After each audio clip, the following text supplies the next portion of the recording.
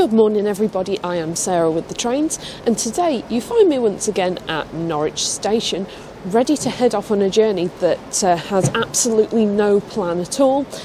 I'm going to be visiting 3 random stations that we're going to pick as we go. As most people know, I really like to have at least a little bit of a plan in place before, and I normally pick a random station the night before so I can make a plan, but I don't even know my first station at the moment, so we're going to go ahead and spin a wheel of fortune and find out where that is. I've made a list of 20 stations on the Greater Anglia network that I have yet to visit. Okay, so first station is going to be... Yep, it's recognised my thumb.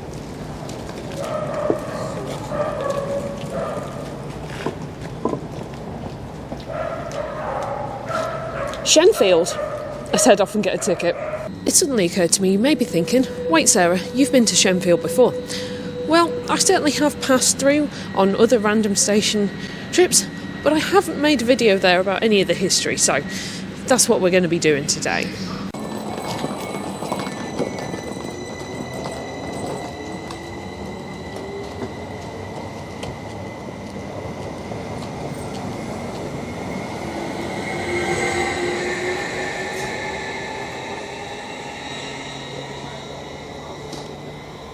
So we have made it to Manningtree, where we're changing to get our train to Shenfield. So I've just got about 10 minutes here, and I think that's ample time to nip to the loo, because I didn't have a chance at Norwich Station because I was a bit late getting started this morning.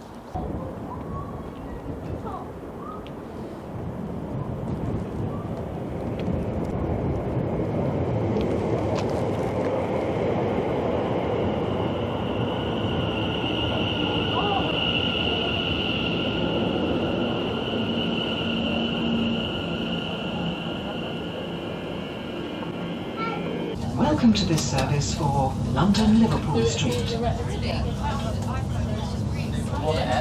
We will be calling at Colchester, Marks Tey, Kelvedon, Witham, Hatfield Peveril, Chelmsford, Shenfield, Stratford and London-Liverpool Street.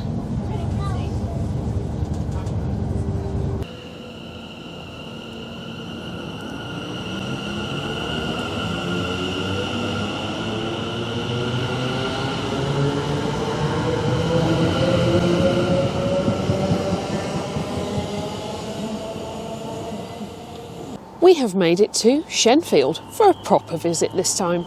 Shenfield Station was originally opened by the Eastern Counties Railway in 1843.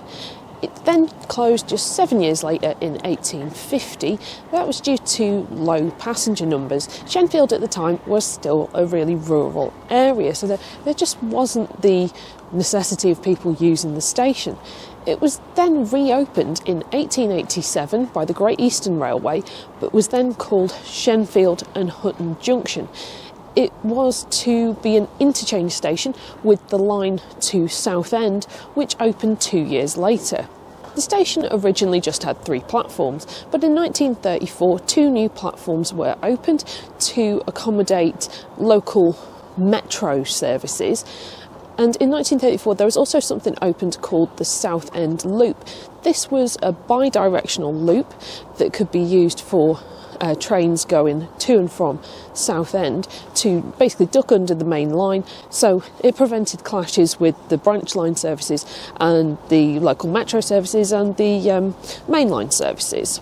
Something we do also have here at Shenfield is the eastern terminus of the Elizabeth line, and that caused one of the sidings to be removed at the station and a 210 metre platform constructed, platform number 6, to accommodate the increase in frequency of the Elizabeth line trains at peak times. There were also some additional sidings added to the station, which are also used by the Elizabeth line. I think now we'll take a little walk around and see what's here at Shenfield.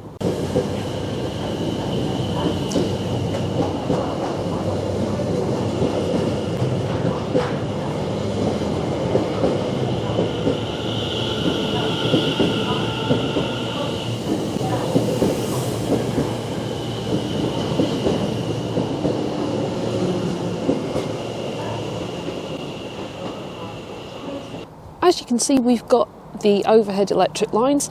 The lines through the station here at Shenfield were electrified in 1949.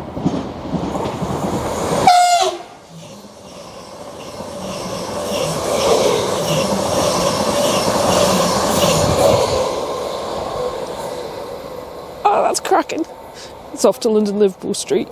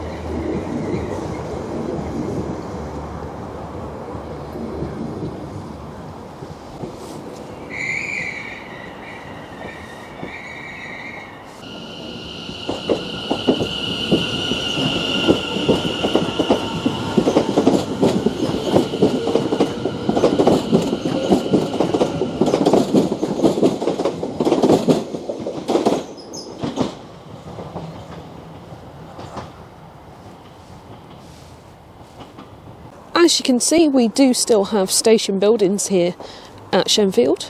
In the station buildings, we have got cafes, toilets, that sort of thing. And over here on platforms 1 and 2, we have a new structure which also has cafe, waiting room, etc. So access between the platforms here is through an underpass. So let's go take a wander through that. Oh, and that's the 720-581. So to provide level access down to the underpass, there is a lift, and to be perfectly honest, my back is giving me terrible trouble today, so I think we're going to avoid the stairs.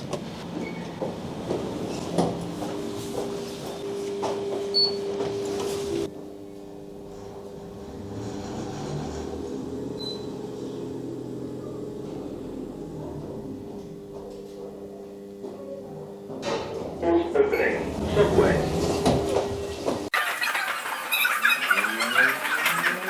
Oh yeah, we're up on platforms 3 and 4 now. Or 4 and 3, depending on how you look at it.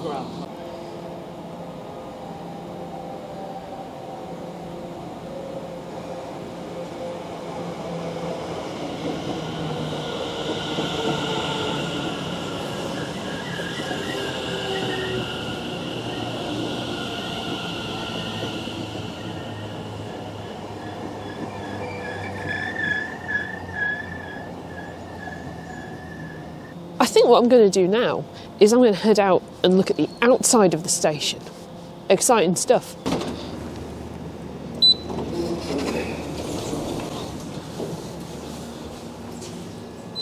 Doors closing.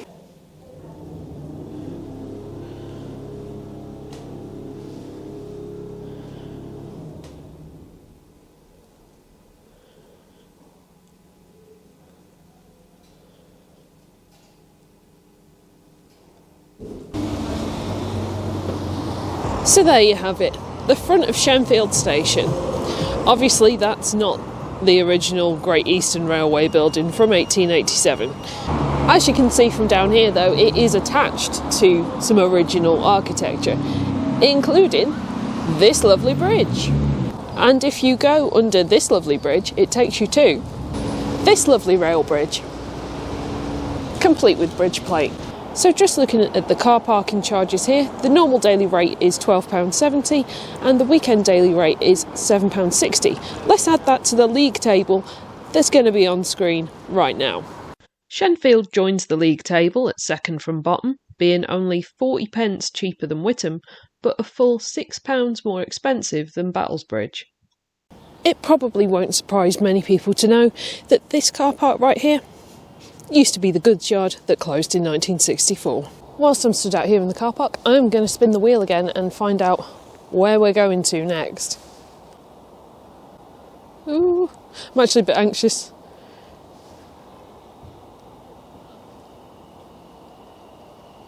It's Tottenham Hale.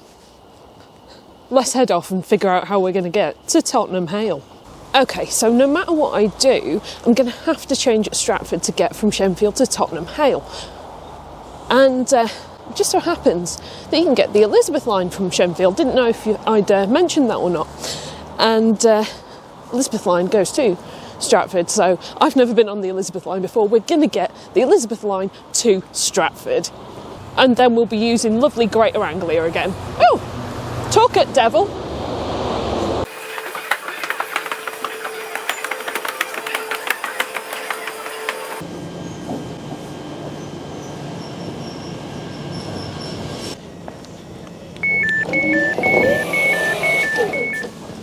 Now just look at that beautiful purple moquette. So first time using contactless payment on Transport for London, and that is because if I just bought a ticket from the machine it was going to cost £13.30 to get to Stratford, or I could get on contactless for £6. It's a pretty big difference. So yeah, I haven't got an Oyster card, so I am using my bank card for that. Yeah, exciting stuff, new experiences.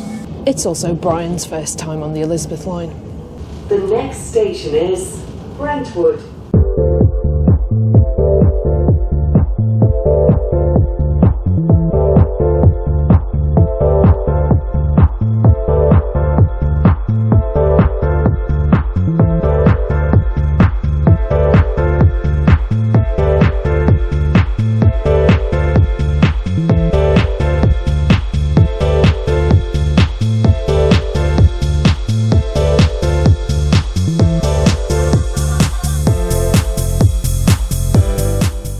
Yes, this is a random little side entrance at Stratford, but it is mad busy in there, and I just wanted to step out for a little bit. So yeah, let's head off and get the train to Tottenham Hale. So we are now on board a train heading to Meridian Water, but we're not going all that way. We're just going to, as I've mentioned, Tottenham Hale.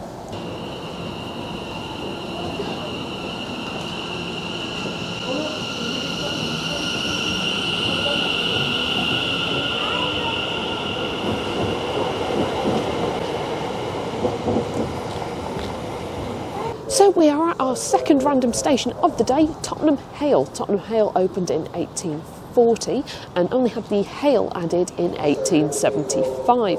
I am going to go ahead and hand over to Narration Sarah for the history on this station so that I don't miss anything out, because one problem with doing random stations is I can't really prepare enough of the history in advance. Thanks, past Sarah. In addition to the Hale being added in 1875, it was then removed in 1938 before being added again in 1968 when the station became an interchange with the brand new Victoria line of the Underground. When it was originally opened, Tottenham Hale sat on the Northern and Eastern Railway line between Stratford and Broxbourne. The line was originally a non-standard 5-foot gauge, but this was soon altered to the standard gauge we know and love of 4 foot 8.5 inches in 1844. That same year, the Eastern Counties Railway leased the Northern and Eastern Railway and took over operation of this line. Tottenham Hale was the railhead for cattle traffic from East Anglia being transported to the cattle market off Caledonian Road. This ceased in 1868, however, when cattle traffic was transferred to Tufnell Park due to the opening of a link to the Tottenham and Hampstead Junction Railway at Tottenham South Junction, with Tufnell Park being closer to Caledonian Road, thus making more sense for cattle traffic to go there. This link from Tottenham South Junction to the Tottenham and Hampstead line was removed in 1961. A second pair of running lines was added at Tottenham Hale in 1913. This is following the opening of the Great Northern and Great Eastern Joint Railway in 1882 and their incorporation of Tottenham Hale into a freight route which connected the northern coalfields to the Great Eastern route into London. In 1896, for example, the Great Eastern Railway obtained direct access to the coalfields of North Derbyshire by subscription to the Lancashire, Derbyshire and East Coast Railway, which was completed by 1898. The second set of lines that had been added at Tottenham Hale were originally referred to as the slow lines, but the slow lines we have today used to be known as the fast lines. It's perfectly complicated. As you can see from this map, various sidings existed at the station to serve local industry, as well as for the cleaning of passenger rolling stock. There were signal boxes at Tottenham North and South junctions, but signalling was moved to Liverpool Street in 2002. Sadly, there have been a number of accidents at Tottenham Hale over the years. In 1858, a passenger train collided with some goods wagons that had been shunted onto the main line, but fortunately there were no serious injuries. In 1860, a locomotive derailed at the station, sadly killing the driver, fireman and 7 passengers. In 1913, a northbound mail train with passengers on ran into the back of a freight train to the south of Tottenham South Junction, due to passing a signal at danger in the fog. 2 passengers were badly injured, with 16 sustaining less serious injuries. In 1927, an express train collided with a lorry at a level crossing near the station, but owing to foggy conditions, the train wasn't travelling at high speed. In 1929, a goods train passed a signal at danger at Tottenham North Junction and was hit by a passenger train. Fortunately, there were no fatalities on this occasion. On the 21st of March 1944, a line-side hut was destroyed by incendiary bombs close to the station.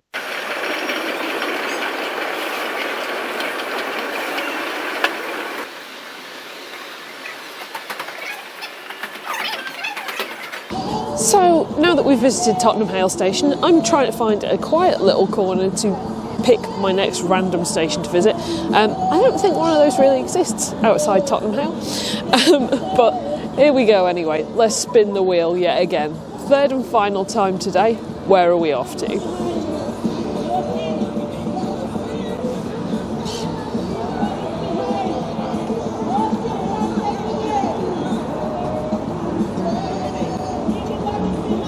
We are going to Kirby Cross. I'm going to have to check where that actually is because I've forgotten. Anyway, better check some train times and head off to Kirby Cross. Platform 3 for the 1518 Greater Anglia service to London Liverpool Street. Sorry, 1522 Greater Anglia service to Oxford has been cancelled. So back on the platform at Tottenham Hale, the journey to Kirby Cross is going to take about, just over 2 hours.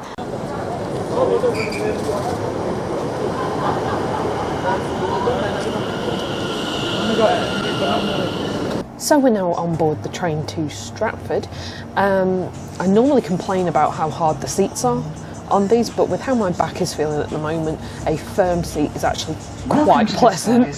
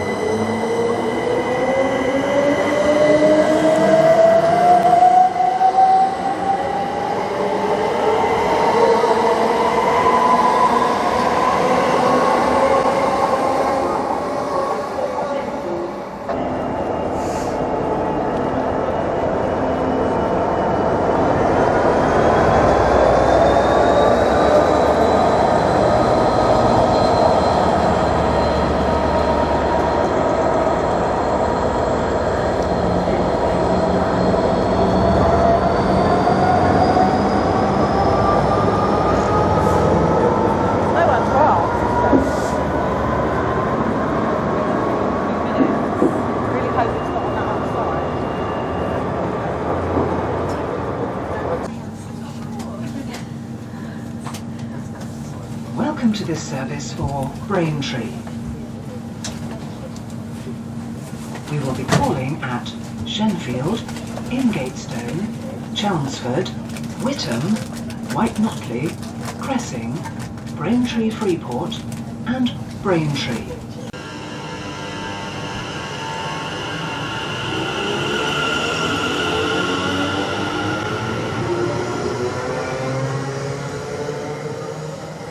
We have now made it to Ingatestone, where we are waiting for the train heading to Clacton-on-Sea, which is going to take us to Thorpe-le-Soken, where we need to change train to get to our ultimate destination of Kirby Cross. Let's have a little look round and see what's here at Ingatestone while we wait. This isn't the first Ingatestone station though. The original station at Ingatestone opened on the 22nd of July 1843, consisted of wooden platforms with wooden steps up to road level and lasted only 1 month. The Eastern Counties Railway had obtained permission from the Peter estate, on which the station was being built, to construct a station on the current site. However, they subsequently requested to relocate it to a site just below the Stock Lane Bridge. Lord Peter did not consent, but the Eastern Counties Railway built the station anyway, operating services between Shoreditch and Colchester. This resulted in a legal case between Lord Peter and the ECR that resulted in the High Court issuing an injunction in August 1843 prohibiting the Stock Lane station being used. The current station was then opened in 1844, with the station building opening in 1846. The buildings on the London-bound platform were subsequently opened by the Great Eastern Railway in 1885. The station is now a Grade 2 listed building. And the platforms are connected by a footbridge, as you can see. There are toilets here at Ingatestone, but unfortunately they are quite restricted hours. They are locked now. For some reason on a Saturday they're only open until 12, although on a Sunday they're open until 3. I don't understand that, but I guess that is what it is. We've got the good old ticket machine and a reminder that you can't use your Oyster card or bank card at this station for tap and go. Out here there is the car park. Let's have a little wander over the footbridge to see what's on platform 1.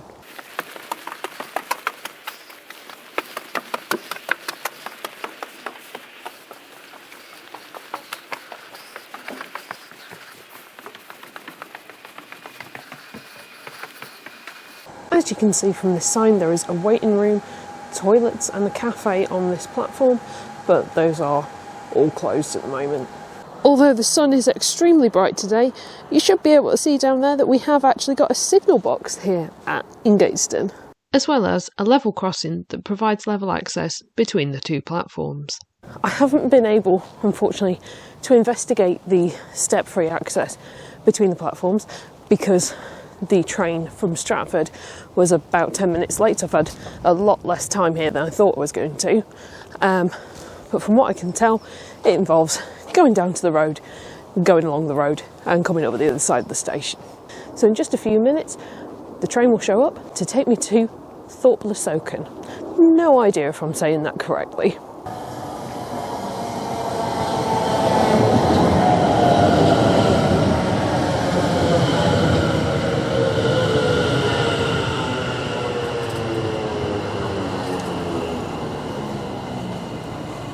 So we are nearly at Thorpe-le-Soken. We're going to have a very, very quick change there. We've only got about 6 minutes between trains, and hopefully we can make that because the trains are only every 1 hour. And then we can get to our final destination of the day, Kirby Cross.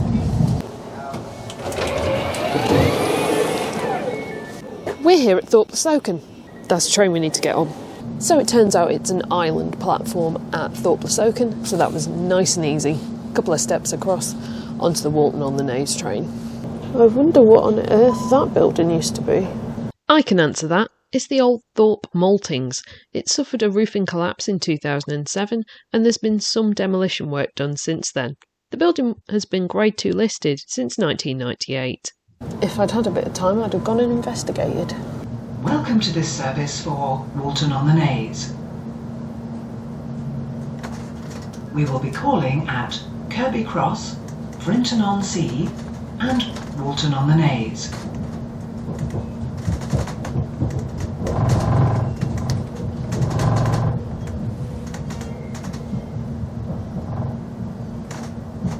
The next stop will be Kirby Cross.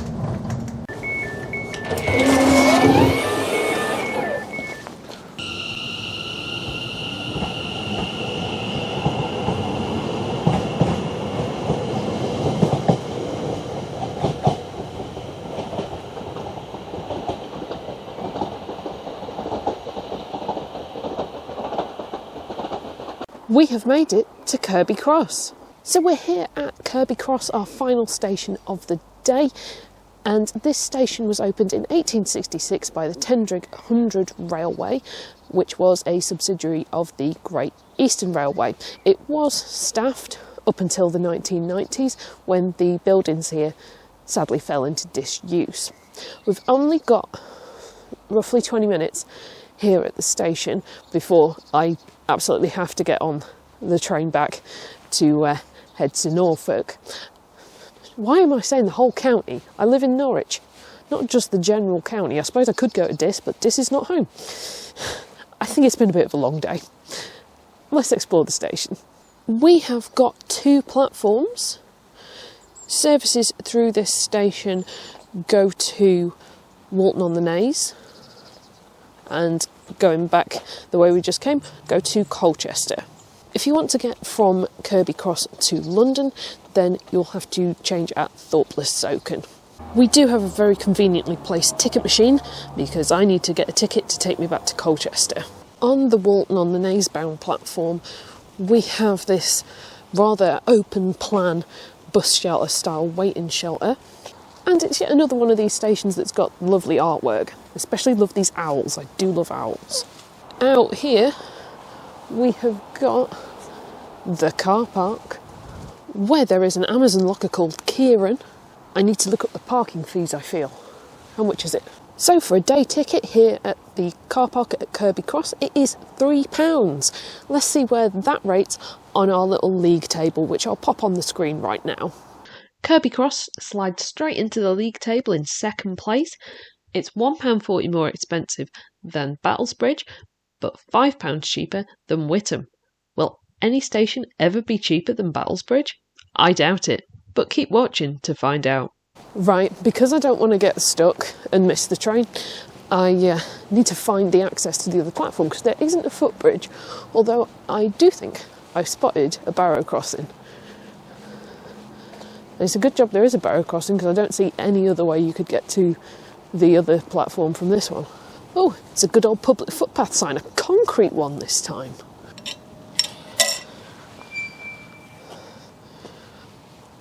Right, this is a barrow crossing. There's no lights, no signals. You just have to stop, look, listen, the classic thing, so let's be very careful. So unfortunately, the battery on the receiver thingy for my microphone has just conked out. So if any of the audio on this bit is not so great, I do apologise.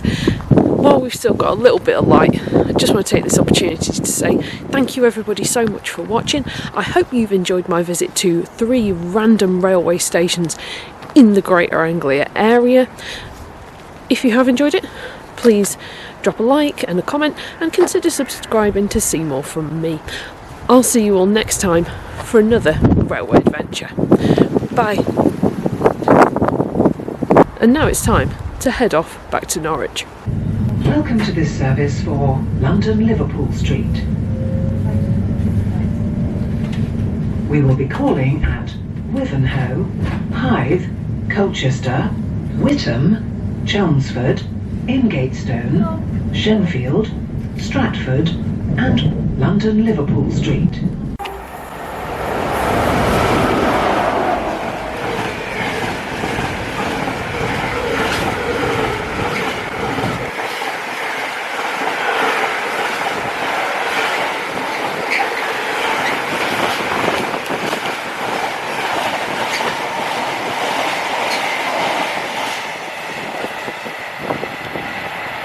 As always, an extra special thank you to all of my patrons and channel members whose names are on screen right now, as well as to everybody who donates to me on Ko-fi. Your generosity keeps this channel going.